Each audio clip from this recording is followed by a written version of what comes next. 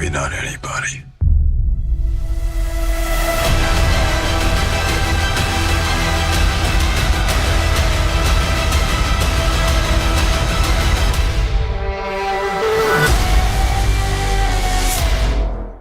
So The Gray Man is a new action movie coming to Netflix in just a couple of days. It's helmed by the Russo brothers, who directed various films in the Marvel Cinematic Universe, including Avengers Endgame, Captain America Civil War, and some others.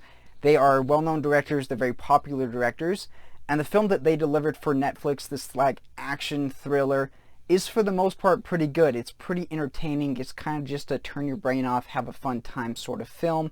I see it as kind of taking elements of Jason Bourne and John Wick and combining those together, and the result is not as good as either of those particular movies, but it keeps enough of the elements of them to keep you entertained throughout the time.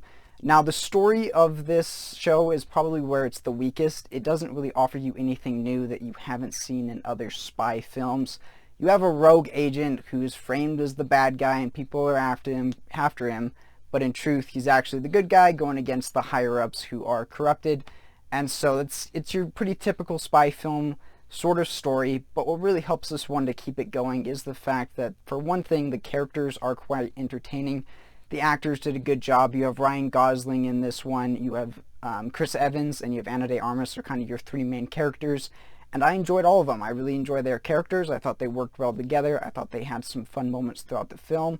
For me, the personal standout was Chris Evans. He's the antagonist in this show, and he was just great. He's a lot of fun. He's a fun character, but at the same time, he's also a major dick, and so you get some great villainous stuff with him, but at the same time, he also has some of the funnier moments in the movie as well.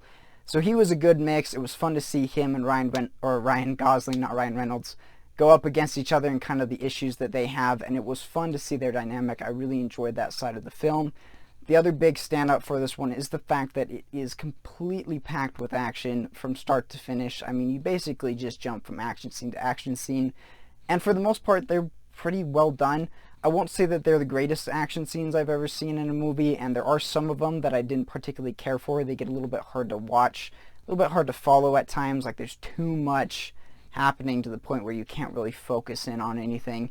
That can get a little bit on occasion, but it is the minority. For the most part, the action scenes are pretty darn good, and they're very entertaining to watch, and the characters that go along with them make them worth it and make you interested in what's happening.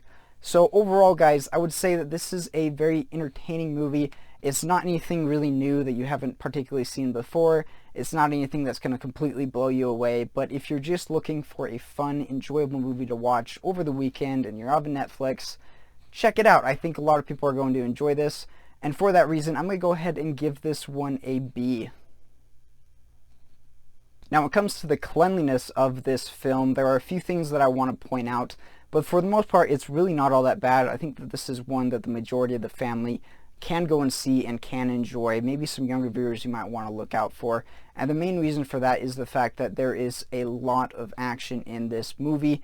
It's not extremely gory or bloody action. There are a few parts that get a little bit bloody. There are some things that happen, but it's nothing extreme. It's nothing serious.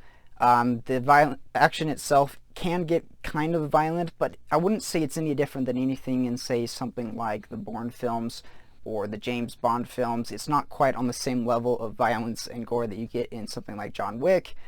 So it's more of that fun action meant to be viewed by a lot of different people. Not extremely gory or violent, and that's nice. It fits in. It allows for a lot of different people to be able to watch it.